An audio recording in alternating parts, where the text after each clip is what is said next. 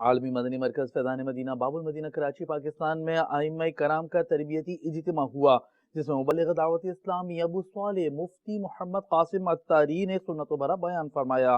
بعد ازاں نگران شورا نے دیے مدنی پھول، جھلکیاں دیکھیے۔ صدر الشریعہ مولانا امجد علی عالمی رحمۃ اللہ علیہ بہار شریعت میں ارشاد فرماتے ہیں، فرمایا سب سے زیادہ مستحق امامت وہ شخص ہے جو نماز اور طہارت کے احکام کو سب سے زیادہ جانتا ہو، اور مزید فرمایا اور مذہب کی کچھ خرابی نہ رکھتا ہو، عقیدہ بھی درست ہو، اور مزید فرمایا اور فواحش سے بچتا ہو، یعنی بے حیائی کے کاموں سے بچتا ہو۔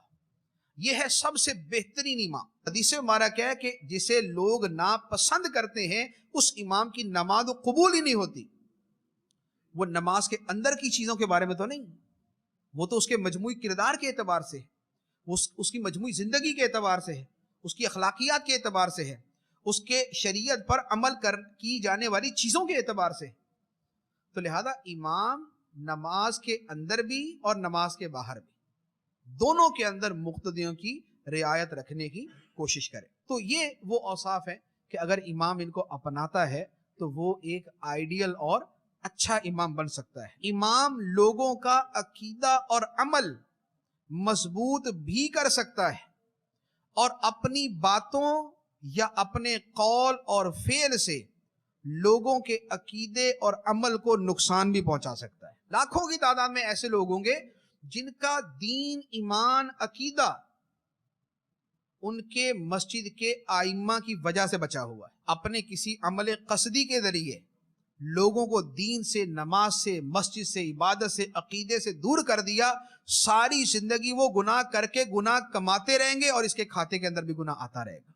لہٰذا ائمہ جو ہے وہ اپنے اس اہمیت کو اپنے سامنے رکھ کے اپنے کردار کو، اپنی دیگر چیزوں کو جو ہے وہ تھوڑا سا بہتر سے بہترین کرنے کی کوشش کرے۔ عالمی مدنی مرکز فیضان مدینہ میں باب المدینہ کراچی کے مختلف مساجد کے ائمہ کرام، امامت کرنے والے اسلامی بھائی ایک اچھی خاصی تعداد میں یہاں جمع ہوئے ہیں۔ ایسے بھی ہمارے اسلامی بھائی امید ہوں گے جو مساجد کی انتظامیہ یا مجالس یا امام وغیرہ جو مسجد کے کچھ جملہ امور ہوتے ہیں، ان میں بھی ان کا کوئی عمل دخل ہوتا ہوگا، جیسے عمومی طور پر کمیٹی بھی کہتے ہیں۔ حضرت ابو ہریرہ رضی اللہ تعالی عنہ سے روایت ہے کہ فرمایا امام و مؤذن وہ ان سب کے برابر ثواب ہے جنہوں نے ان کے ساتھ نماز پڑھی ہے۔ امیر علیہ سنت نے اپنے محلے کی مسجد میں جو ماحول دیکھا وہ ماحول دعوت اسلامی میں رائج ہے۔ اگر میں ان کے بچپن پر غور کرتا ہوں تو ان کے بچپن سے جو ان کے لیے جو گھر سے اور دیگر محلوں سے جو ایک راستے ان کو ملے، ان میں اگر میں مسجد کی طرف توجہ کرتا ہوں تو مسجد بھی انہیں وہ ملی کہ جہاں پر معمولات اہل سنت اور عقائد اہل سنت کا ایک معاملہ تھا۔ کیا ہم اپنے علاقے کی مسجد میں ایسا ماحول بنانے میں کامیاب ہوئے یا نہیں ہوئے؟ تو سب سے پہلے تو امام اسلامی بھائیوں کو یہ غور کرنا ہے کہ آپ کی اپنی مسجد میں جو آپ امامت کر رہے ہیں، کوئی 2 سال سے، 3 سال سے، 7 سال سے، 10 سال سے، 12 سالوں سے آپ امامت کر رہے ہیں، آپ کی انفرادی کوشش سے کتنے نمازیوں میں اضافہ ہوا ہے؟ ہمارا امام اسلامی بھائی مقتدی بڑھانے پر مدنی مشورہ کریں۔ سلام ہے میری دعوت اسلامی کے امام امیر علیہ سنت کو کہ جس نے فیضان مدینہ میں رہ کر ہزاروں مساجد میں مقتدی بڑھا دیے۔ یہ غور کیجیے آپ، یہ میں کوئی مطلب کو کہانی تو نہیں بیان کر رہا۔ امام صاحب دیکھیں کہ ہمارے یہاں جنازہ ہوا، جنازے میں ہمارے محلے کے 100 نمازی تھے جنہوں نے جنازے کی نماز پڑھی ہے۔